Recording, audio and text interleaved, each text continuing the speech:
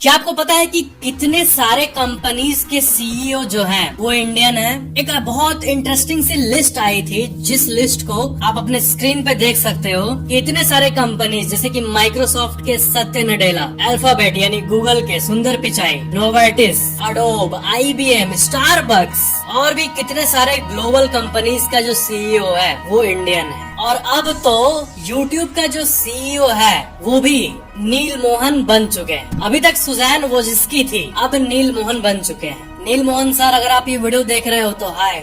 Next, आपको पता है आईसीआईसीआई बैंक के एक एम्प्लॉय ने, आप पहले ये आर्टिकल्स देख लो, ओडिशा के ब्रांच में जो कैशियर था, जो कि कैश जमा करता था, वो एक ऐसा काम किया जो कि आप सोच भी नहीं सकते हो। लोग आते थे कैश को डिपॉजिट कराने, तो ये क्या करता था कि ये कैश को बैंक का जो ट्रेजरी होता था उसमें न डाल के खुद की जेब में डालता था।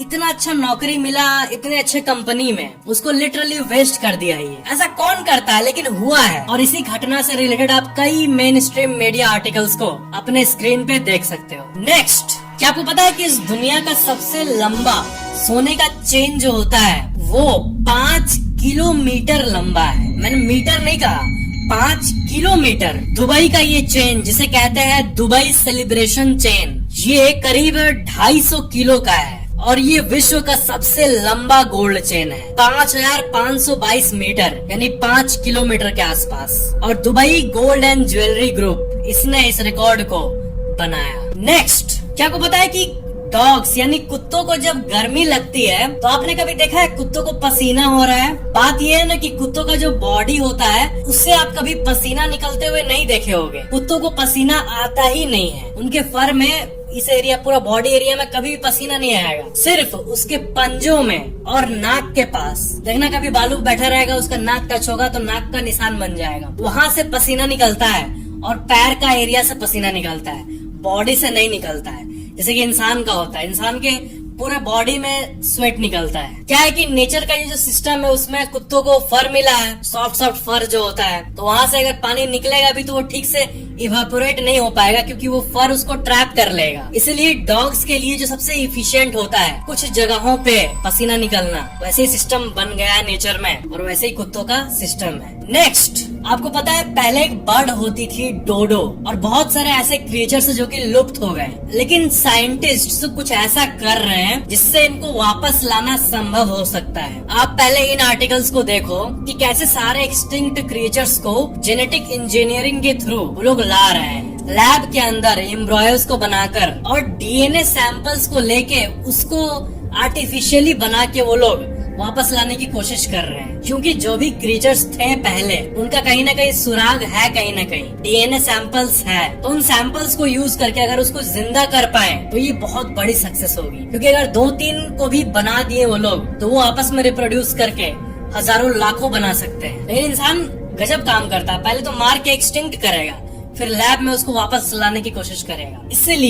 इसीलिए जो इंडेंजर्ड है, जो कि एक्सटिंक्ट हो सकते हैं कुछ ही दिनों में, कुछ ही हफ्तों में, कुछ ही महीनों में, उनको ठीक से प्रोटेक्ट करने की कोशिश किया जा रहा है बहुत जोरों शोर से अभी के दुनिया में। नेक्स्ट, जो कुतुब मीनार का हाइट है उससे 7 गुना ज्यादा हाइट को इमेजिन करो। 7 कुतुब मीनार के बराबर ऊंचा, उतना ऊंचा सुनामी एक्चुअली में दुनिया का सबसे बड़ा सुनामी है, जो आज तक का धरती के हिस्ट्री में सबसे बड़ा सुनामी है। वो था 1720 फीट लंबा, और ये आया था अमेरिका के स्टेट अलास्का में 9 जुलाई 1958। इस दिन को आया था 1720 फीट लंबा सुनामी। नेक्स्ट, ओडिशा में एक बहुत ही अजीब सी घटना हुई थी। वहाँ पे फॉरेस्ट के लोग सब वहाँ का जो देसी शराब होता है महुआ, वो बनाने के लिए बहुत सारे पॉट्स को रखे थे जंगल में, ताकि पेड़ से वो निकले, उसको फिर मैन्युफैक्चर कर सके वो लोग। फिर क्या हुआ, जैसा कि आप इस आर्टिकल में अपने स्क्रीन पे देख सकते हो, वहाँ पे 24 हाथी पहुँच गए, और वो हाथी लिटरली उनको पी के वहीं पे सो गए। कुछ ऐसा हुआ जैसा कि आप देख सकते हो। गजब, हाथी लोग भी पी के टुल हो गए। वो लोग 6 बजे के आसपास जंगल में पहुँचे और देखे कि सारे हाथी मिलके सो रहे हैं। फिर वो पॉट्स को देखे तो देखे वो सब खाली है। इसका मतलब एलिफेंट लोग भी ड्रंक हो सकते हैं। नेक्स्ट, क्या आपको पता है कि ह्यूमंस में इतने सारे ब्लड ग्रुप्स क्यों होते हैं? ये इसीलिए ताकि जो मच्छर है वो अलग अलग फ्लेवर्स को एंजॉय कर सके, अलग अलग फ्लेवर्स को अलग अलग इंसान से टेस्ट कर सके अपने खाने के हिसाब से। नहीं तो मजाक कर रहा था। मेन बात ये है, सीरियस फैक्ट ये है कि ब्लड ग्रुप क्यों होता है इंसान में, ये अभी तक के अनसॉल्व्ड मिस्ट्रीज में से एक है। इसका कोई डेफिनेट आंसर नहीं पता इंसान को। डेफिनेट आंसर मतलब क्या होता है, जैसे कि रात क्यों होता है, दिन क्यों होता है, सूरज के पोजीशन के चलते। इसका हमें आंसर मिल चुका है, सेटिस्फैक्शन यहाँ पे मिल चुका है कि हाँ अच्छा ऐसा होता है। लेकिन हम सोते क्यों हैं, हमारे ब्लड ग्रुप्स क्यों होते हैं, इसका डेफिनेट आंसर अभी तक नहीं मिला है। सोते हैं सुन के आप सोच रहे होंगे कि आराम करने के लिए सोते हैं, लेकिन नहीं, इतना सिंपल नहीं है। इंसान सोता है तो वो क्या चल रहा होता है, बहुत कुछ सोने का एक अलग ही टॉपिक है पूरी तरह से। सोने के बारे में पैरेलल यूनिवर्स का थ्योरीज है, बहुत कुछ है। नेक्स्ट, क्या आपको पता है कि सल्फ हेमोग्लोबिनेमिया ये एक बहुत ही रेयर कंडीशन होता है जिसमें कि जो ब्लड है वो ग्रीन हो जाता है। जैसे कि अभी इस आर्टिकल में देख पा रहे हो कि एक सर्जन जब सर्जरी करना शुरू किया तो देखा कि एक इंसान का जो ब्लड है वो ग्रीन कलर का निकल रहा था, वो ग्रीन कलर का निकल रहा था। बाद में ये पता चला कि वो किसी एक स्पेसिफिक मेडिसिन के चलते हुआ था, जिसमें एक स्पेसिफिक केमिकल बहुत ही ज्यादा था, सल्फोनामाइड नाम का केमिकल। वो जब जाता है तो ब्लड ग्रीन हो जाता है इंसान का, लगेगा पत्ता से रस चू रहा है। नेक्स्ट, आपका फैमिली कितना बड़ा है, ये आपने कभी इमेजिन किया है? देखो, आपका फैमिली बहुत ज्यादा ही बड़ा है। कैसे? आपका कोई मामा होगा, आपका कोई चाचा होगा, अपने चाचा, चाचू, बड़े पापा, ठीक है। आपके जो चाचा है वो भी किसी न किसी के मामा होंगे, वो किसी न किसी के फूफा होंगे। तो जो इंसान आपके मामा का फूफा है वो फिर किसी न किसी का मामा होगा, और वो जो मामा है वो किसी न किसी का बेटा होगा, और जिसका बेटा है वो किसी न किसी की बुआ होगी। तो ऐसे अगर आप देखते रहो तो आपका फैमिली बहुत एक्सटेंड होता है, लेकिन आपको पता ही नहीं है। तो यही बात है कि एक फैमिली बहुत लंबी रीच होती है। अगर आप बैठ के आस्क करो कि मामा, आपके मामा कौन है, जो आपके मामा है वो किसी के फूफा होंगे, फिर वो फूफा की कोई वाइफ होगी, उसका कोई बेटा होगा। तो ऐसे करते करते अगर आप रियल में अपने सारे कनेक्टेड लोगों को ला दो ना, तो कम से कम 300-400 लोग आराम से हो जाएंगे, क्योंकि वो एक्सटेंड होते रहता है। मैं खुद अपने फैमिली में इतना एक्सटेंड किया हुआ नहीं जानता हूँ, लेकिन ये अगर आप इसको कॉन्शियसली सोचो तो ये निकलता है कि हर कोई किसी न किसी का कुछ न कुछ है। जैसे आप हो, आप किसी न किसी के भैया होंगे, किसी की आप दीदी होगी, फिर फ्यूचर में आप किसी की बुआ बनोगी, किसी की मामी बनोगी, कोई मामा बनेगा, कोई फूफा बनेगा। तो बहुत लंबा एक्सटेंशन होता है एक फैमिली का, लेकिन एक नॉर्मल पर्सन उसके बारे में अवेयर नहीं होता है। नेक्स्ट, व्हाट्सएप पे अगर आपको कोई अननोन कॉल आता है तो पहली बात आपको उठाना ही नहीं चाहिए, स्पेशली अगर वो वीडियो कॉल है तो आपको और भी ज्यादा नहीं उठाना चाहिए, क्योंकि ऐसे स्कैम्स होते हैं जो आप सोच भी नहीं सकते हो। जैसे आपको वीडियो कॉल आएगा,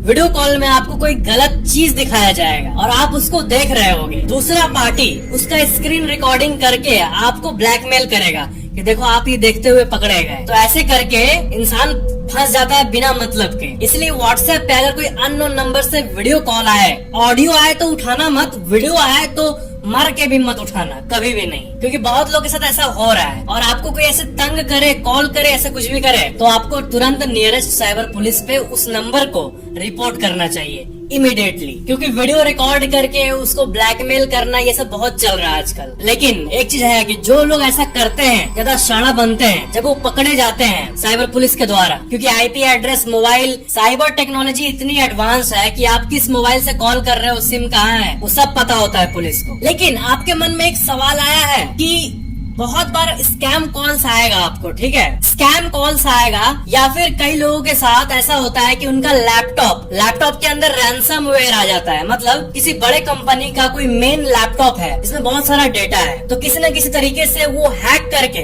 कंप्यूटर को लॉक कर देते हैं, फिर कहते हैं कि मेरे को 1 लाख रुपए या फिर 5 लाख रुपए दो, पैसे दे दो, फिर मैं लैपटॉप अनलॉक कर दूंगा। वो ये कहते हैं कंपनी वाले को। फिर कंपनी वाला कॉल पे क्या कहता है पता है? वो कहता है कि देखता हूँ, ठीक है, तो मैं तो तुम्हारा नंबर पुलिस पे रिपोर्ट कर दूंगा, रुको जा रहा हूँ अभी स्टेशन। वो जाता है स्टेशन में, लेकिन जो कॉल किया है वो उतना बुद्धू नहीं है ना। मेन बात ये है कि वो फेक नंबर से कॉल करते हैं। वो जिस नंबर से कॉल करते हैं उसका आइडेंटिटी अगर पता भी चल जाए तो जो इंसान गड़बड़ी कर रहा है वो नहीं पकड़ा जाएगा। वो लोग इतने चालाक हैं, उनको पता है कि वो अपना पर्सनल नंबर से थोड़ी किसी को धमकी देंगे। वो किसी दूसरे का नंबर यूज करके या फिर किसी दूसरे के आईडी पे स्कैम करके उसके नाम पे सिम लेके ये करते हैं सब। तो इसलिए आजकल अटैकर्स लोग भी स्मार्ट हो गए हैं, इसलिए आप लोग को भी अवेयर होना सीखना चाहिए। तो कंप्यूटर या मोबाइल में रैंसमवेयर ना आए, इसके लिए सबसे पहले अननोन ऐप से दूर रहो। कोई भी लिंक भेजे और इस पे क्लिक करो 500 रुपए ये मिल जाएगा, या फिर इस पे क्लिक करो आपका जॉब का ऑफर आया है। तो अगर आपको पता है कि आप नहीं अप्लाई किए हो या फिर आप तो कुछ या फिर आपको कैशबैक ये फ्री में क्यों देगा, इतना बड़ा सब दयालु बैठा हुआ है ना, इसलिए आपको स्मार्ट होने की जरूरत है।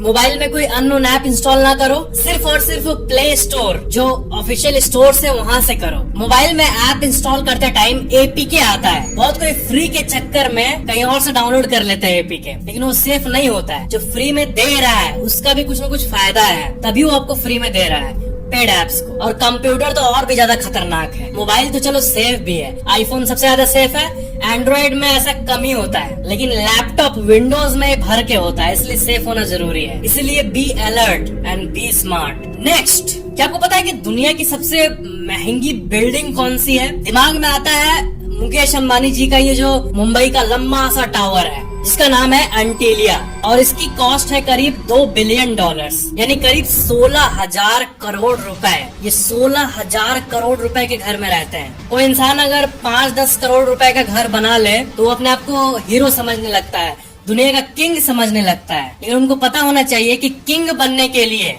इनसे महंगा कोई घर बना के दिखा दे तब वो बनेगा। असल में इंसान का नेचर ना ऐसे ही होना चाहिए। असल में दुनिया इतनी बड़ी है कि आप असल में कुछ भी नहीं हो, ना मैं कुछ हूँ, ना कोई कुछ भी नहीं है। असल में जो अपने फील्ड में टॉप है वही रियल में आप कह सकते हो कि कुछ किए हैं। जैसे सुनो, एक बार कोई अगर 20-25 करोड़ रुपए कमा ले कुछ न कुछ बिजनेस करके तो उसको लगेगा अरे वाह मैं तो करोड़पति ये हूँ। लेकिन ऐसे कई लोग हैं जो 4 करोड़ रुपए एक रात का दे के होटल में रुकते हैं। ऐसे भी कई महारथी लोग हैं। इसलिए कहा जाता है कि घमंड नहीं करना चाहिए, क्योंकि अगर आप शेर हो तो बहुत लोग सवा शेर सब बैठे हुए हैं। बस अपने आप को ग्रो करते रहना चाहिए ताकि लकीली आप कभी टॉप बन जाओ अपने फील्ड में, तो वो अलग बात होगी। तो ये फैक्ट में मेन चीज मैं आपको ये बता रहा था कि ये 16,000 करोड़ का घर है। लेकिन वर्ल्ड की बात करें तो चाइना के जो ऑफिशियल है वहाँ के प्रेसिडेंट और ये लोग वो जिस घर में रहते हैं, जिस घर को आप अपने स्क्रीन पे देख सकते हो, जोंगैनिया इसका नाम है। इस घर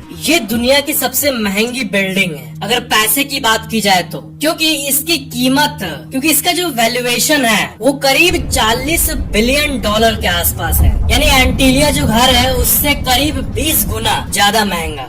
नेक्स्ट, आप ये सोच के देखो कि दुनिया इतनी एडवांस हो गई है लेकिन आज तक ऐसी टेक्नोलॉजी को लाने में सक्षम नहीं हुई है जिसमें एक प्लेन क्रैश में लोगों को बचाया जा सके। अगर कोई प्लेन क्रैश के हालत में आ जाता है, फ्यूल खत्म होना, इंजन में आग लगना या ऐसा कुछ, तो यात्रियों का मरने का चांसेस बहुत ज्यादा होता है, क्योंकि या तो वो पानी में गिरेगा या तो जमीन पे गिरेगा। जमीन पे गिरेगा तो जो ऑयल टैंकर से ऑयल स्पिल होगा उसके चलते अचानक से आग लग जाता है। पानी में गिरेगा तो सब डूब के मर जाएंगे। तो अब जाके वो टाइम आया है कि उस पे रिसर्चर्स काम कर रहे हैं। तो अब ऐसा कुछ डिटैचेबल टेक्नोलॉजी आने वाला है प्लेन्स के अंदर। अब क्या है कि इसको इम्प्लीमेंट होने में पता नहीं कितने साल लगेंगे, लेकिन कॉन्सेप्ट बहुत अच्छा है जिससे अगर कोई प्लेन में गड़बड़ी हो तो लोगों का मरने का चांसेस ऑलमोस्ट 0 किया जा सके। प्लेन में डिटैचेबल केबिन रहेगा। प्लेन का आगे का पार्ट जो है वो डिटैच होके पीछे का पार्ट जो है उस पे पैराशूट निकल जाएगा, जिससे कि सारे पैसेंजर्स बच जाएंगे। अब आप बोलोगे पायलट की इज्जत कहाँ गई, वो क्या करेगा? तो वो लोग जैसे ऐसा कुछ इमरजेंसी होगा तो वो लोग केबिन से हट के पीछे आ जाएंगे, देन वो निकलेगा पैराशूट। आगे का पार्ट जाके जहाँ क्रैश होगा, पीछे का पार्ट जो है उसके नीचे एक बलून टाइप का फूला हुआ उसको कवर देगा, ताकि अगर वो जमीन पे गिरे तब भी सेफ और पानी पे गिरे तब भी वो तैरता रहे, कोई डूबेगा नहीं। मरने के चांसेस क्लोज टू 0 होगा। मेरे ख्याल से ये सारे प्लेन्स में होना चाहिए ताकि अगर इमरजेंसी हो तो कम से कम इंसान बच जाए, तो कम से कम इंसान निश्चिंत रहे कि हम तो पैराशूट खुल जाएगा हमारा। मुझे भी डर लगता है बहुत प्लेन में, मुझे सपने आते रहते हैं कि प्लेन ऐसे टेक ऑफ किया, ठीक है, ये तो जाके ऐसे उड़ जाना चाहिए, लेकिन मेरे सपने में पता है क्या होता है? ऐसे प्लेन टेक ऑफ होता है फिर वो पता नहीं ऐसे इंक्लाइन हो जाता है और फिर डिसबैलेंस होके। इसलिए मुझे प्लेन नहीं पसंद, मुझे अपना कार पसंद।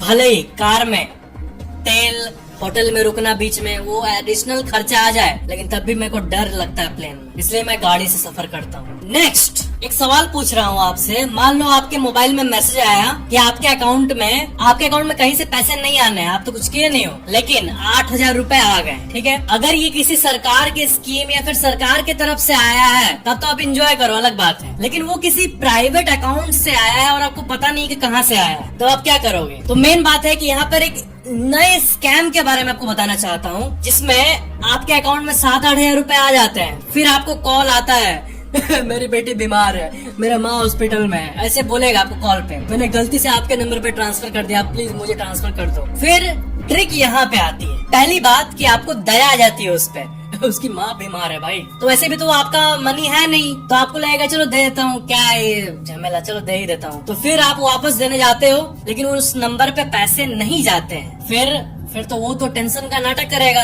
Other party. फिर वो बोलेगा ठीक है मेरे मोबाइल नंबर पैसे नहीं जा रहे, तो आप एक काम करो, जल्दी मेरे को हॉस्पिटल में पैसे चाहिए, तो मैं आपको एक लिंक भेज रहा हूँ, आप उसमें पेमेंट कर दो, उसमें यूपीआई का ऑप्शन रहेगा। तो वो फिर फिशिंग लिंक भेजता है, जिसमें आप अपना डिटेल डालते हो, लॉगिन वगैरह करते हो। तो बिना मतलब के आप अपना डिटेल उसमें डालते हो, कस्टमर आईडी या फिर कार्ड नंबर दे के आप देते हो उनको, क्योंकि उनको तो इमरजेंसी है। तो ऐसे क्रिंज में मत पड़ना भाई। ये सब होने पे सतर्क रहना, बोलना की मैंने फैक्टिक्स के वीडियो में देखा है, ये सब स्कैम होता है और कुछ नहीं। 8,000 रुपए को ऐसे ही भेज देगा ना, अगर कोई आपके अकाउंट में भेजता है तो वो किसी न किसी पर्पस के लिए भेजता है। और मेन बात है कि आपको सीरियस अमाउंट 8,000 10,000 देके आपके बैंक का डेटा लेने में वो लोग दिलचस्पी रखते हैं। और सबसे ज्यादा टारगेट होते हैं बुजुर्ग लोग, जिनको ठीक से मोबाइल चलाना नहीं आता है। अब क्या है कि ऐसा नहीं है कि बस आपका डिटेल लेके वो आपका बैंक खाली कर देगा, ये बोलने की बात है कि आप लिंक क्लिक किया आपका बैंक खाली हो गया, वैसा नहीं होता है। बहुत सारे लेयर्स होते हैं, एम पिन होता है, ट्रांजैक्शन पिन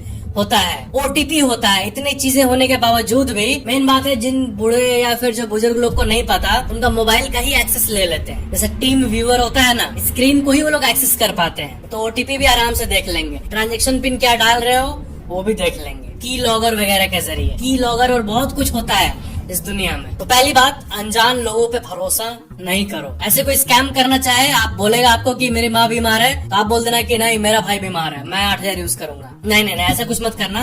आप उस क्रेडिट अकाउंट के स्क्रीनशॉट को लेके साइबर पुलिस पे कंप्लेन कर देना। नेक्स्ट, क्या आपको पता है कि बैंक्स जो है वो फ्रैक्शनल रिजर्व बैंकिंग सिस्टम से काम करता है। यानी जो लोग बैंक में पैसे रखते हैं, आप जब अच्छा खासा कमाओगे मान लो, और आप बैंक को पैसे दे रहे हो, तो एक तरह से इसको टेक्निकली देखोगे ना, तो वो पैसा आपका नहीं रह जाता है, आप उसको बैंक को दे देते हो, ताकि वो उस पैसे को यूज करके बिजनेस करे, लेंड करे, इन्वेस्ट करे, जो भी करे। और बैंक आपके पैसा का कुछ पार्ट लिक्विड रूप में रखता है, ताकि आप जब भी एटीएम से निकालो तो आपको मिल जाए। लेकिन आपको नियम पता होना चाहिए कि आप भले ही बैंक में 1 करोड़ रखो, लेकिन आपको गवर्नमेंट के इंश्योरेंस के हिसाब से 5 लाख रुपए तक ही मिलेंगे। इसलिए एक सजेशन बहुत अच्छा होता है कि मल्टीपल बैंक अकाउंट्स होना चाहिए। एक ही बास्केट में सारा अंडा नहीं रखना चाहिए, एक बास्केट गिरेगा तो सारा टूट जाएगा। अलग अलग बास्केट में रखो, ताकि एक टूट भी जाए। क्या अंडा उंडा का बात कर रहे हैं हम लोग। मतलब वही कि जो भी आप कमा रहे हो अपने जिंदगी में,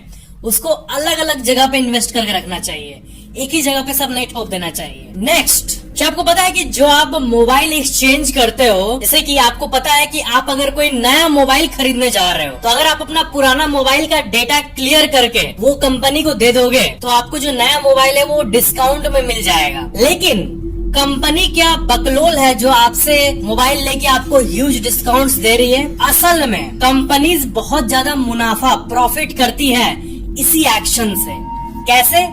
जो आप फोन देते हो वो ओल्ड हो चुका होता है, लेकिन फिर भी कंपनी के इंजीनियर्स उसको रिन्यू करके, जिसको जो ऑनलाइन सेल नहीं होता है सेकेंड हैंड फोन, जिसको कि रिफर्बिश्ड फोन या फिर रिफर्बिश्ड लैपटॉप कहा जाता है, तो वो अच्छे खासे दामों में आपके ओल्ड फोन को बेचते हैं मार्केट में। इसलिए फोन को एक्सचेंज करना आपके लिए कम मुनाफे का डील होता है। उससे तो अच्छा आप उसको डायरेक्टली किसी मार्केट प्लेस पे बेच दो अच्छे प्राइस में। मतलब ये कंपनी का टैक्टिक, ये आपको पता होना चाहिए कि कंपनी बुद्धू नहीं है कि वो आपको जो एक्सचेंज हमें अट्रैक्टिव लगता है वो कहीं न कहीं हमें लॉस देता है, कंपनी को प्रॉफिट देता है। नेक्स्ट, हमारा बॉडी 60 से 70% पानी है, वाटर है। तो बहुत लोग ये पूछते हैं कि फिर भी हमें प्यास क्यों लगती है? जब बॉडी में आधे से ज्यादा पानी है, 70% वाटर ही है बॉडी, तो फिर प्यास क्यों लगती है? तो इसका आंसर वही है कि अगर आपका बॉडी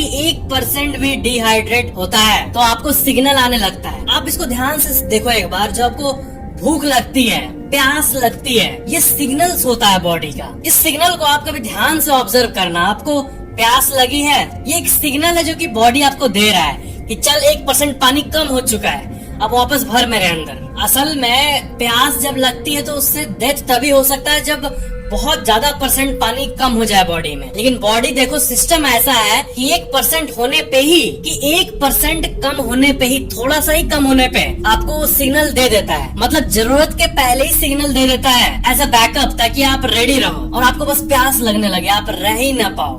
नेक्स्ट, क्या आपको पता है कि स्टारबक्स कंपनी का कॉफी नॉर्मल कंपनी से इतना ज्यादा प्राइस होता है? जैसे कि आपको अगर 30 या 50 रुपए में कॉफी मिलता है बाहर, तो स्टारबक्स में वही आपको 250-300 रुपए में मिलेगा, जस्ट बिकॉज ऑफ ब्रांड। लेकिन इस कंपनी ने शुरुआत में एक बहुत ही अच्छी मार्केटिंग टैक्टिक को अपनाया था। आपको पता ही होगा कि बहुत सारे स्टारबक्स में अभी होता है कि नहीं ये तो मुझे नहीं पता, लेकिन शुरू में इसने एक ऐसा काम किया था ना जिससे ये पॉपुलर होने लगा लोगों के बीच में। ये जो कॉफी के ऊपर नेम होता है वो गलत लिखा करते थे ये लोग, और जो हमारा नाम होता है, आप अगर साइकोलॉजी को जानते हो तो आपको पता होगा कि आपका जब भी कोई नेम बुलाता है, जैसे आपका नाम मान लो रोहन है, तो अगर रोहन जब भी आप सुनोगे तो आप कॉन्शियस हो जाते हो। तो उस पे अगर आपका गलत नाम लिखा रहता है, जो कि वो जानबूझ के लिखते थे, तो उससे आपका अटेंशन वहाँ खिंचता था और आप उसका फोटो क्लिक करके सोशल मीडिया पे पोस्ट करते थे, और पोस्ट करने से उनका हो गया फ्री मार्केटिंग।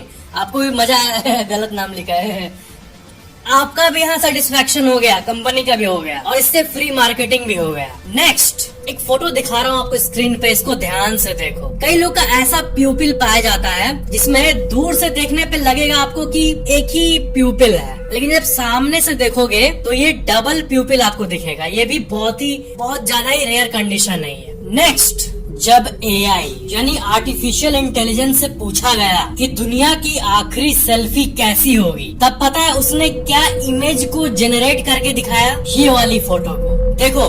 आर्टिफिशियल इंटेलिजेंस जो है ना, ये बहुत ही एक कॉम्प्लेक्स सी चीज है। कंप्यूटर होते हुए भी, मशीन होते हुए भी वो चीजों को प्रेडिक्ट करता है, दिमाग लगाता है। और जैसे कि आप इस आर्टिकल में देख रहे हो कि एक आर्टिफिशियल इंटेलिजेंस को जब पूछा गया, यानी धरती पे जब जीवन का समापन होगा तब आखिरी सेल्फी जो इंसान लेगा वो कुछ ऐसा दिखेगा, और इसमें आप डिस्ट्रक्शन को देख सकते हो। मतलब कंप्यूटर हमें ये बताने की कोशिश कर रहा है कि ऐसे डिस्ट्रक्शन होगा और आखिरी सेल्फी, लास्ट सोल जो बचा हुआ धरती पे, वो ऐसे सेल्फी को ले रहा होगा। मतलब कंप्यूटर को भी पता है कि दुनिया कैसे एंड होगी। और कितनी अजीब बात है ये कि जब आप एक कंप्यूटर से पूछते हो तो वो अपने में एनालाइज करके ये बताता है कि हाँ ऐसा कुछ सीन चल रहा होगा। मल्टीपल फोटोज को जनरेट करके वो दिखाता है और उनमें से कुछ को आप देख सकते हो। आर्टिफिशियल इंटेलिजेंस ऐसे भी कई केसेस हुए हैं जिसमें वो अपना प्रोग्रामिंग लैंग्वेज बना के आपस में बात करने लगते हैं। जब तक डिवाइसेस हम यूज करते हैं, जैसे कि हम कैमरा को यूज करते हैं, माइक को यूज करते हैं, इसमें अपना कोई दिमाग नहीं है। जब तक ये है तब तक तो सब कुछ सेफ है, हमारे कंट्रोल में है। लेकिन जब दिमाग दे दिया जाए और हद से ज्यादा, तब चीजें थोड़ी हाथों से स्लिप हो जाती है। तो ये थे आज के फैक्ट्स। वीडियो को लाइक जरूर करना, नीचे कमेंट जरूर करना कि वीडियो कैसा लगा, और शेयर जरूर करना, और चैनल को सब्सक्राइब करके बेल आइकन पे क्लिक करके ऑल पे जरूर क्लिक कर लेना, ताकि अगली वीडियो आपके फोन में सबसे पहले मिल जाए। Thank you so much for watching this video.